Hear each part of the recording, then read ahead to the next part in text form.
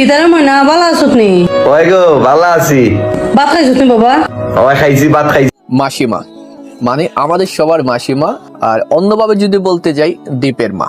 এ শহরে নেই মায়ের মতো চায়। সদা হাস্যোজ্জ্বল একটা মুখ, এবার বিয়ে দেখি কে আটকায় আমার। ওনার মুখটাই যেন সদা হাসি মাখা।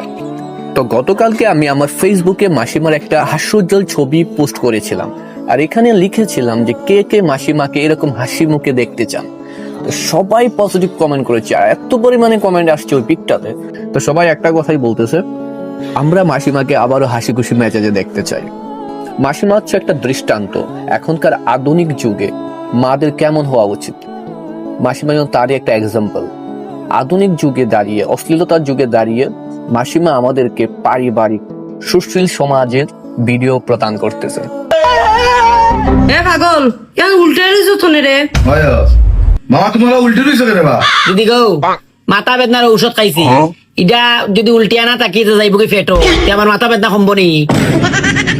আর এগুলা সবই সম্ভব হয়েছে দ্বীপের জন্য।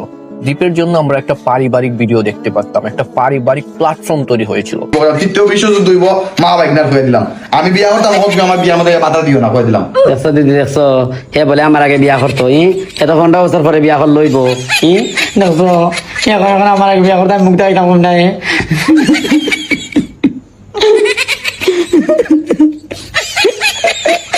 আমার বুঝান এখন বার হইলে এখন বিয়া করা হবে না, আমার আগে বুঝাই আমার জান এখন বার।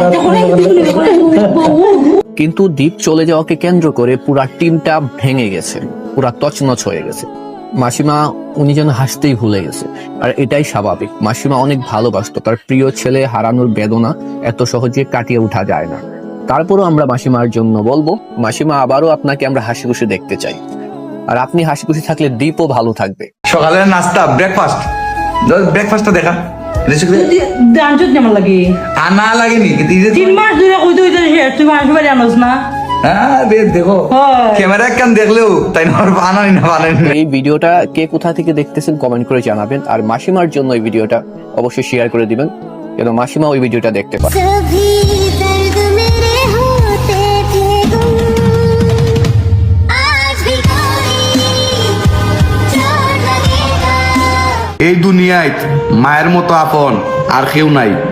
22-23টা বছর তো কাটাই নিলাম, দেখি লাইছি দিন শেষে মা ছাড়া আর সাথে কেউ থাকে না।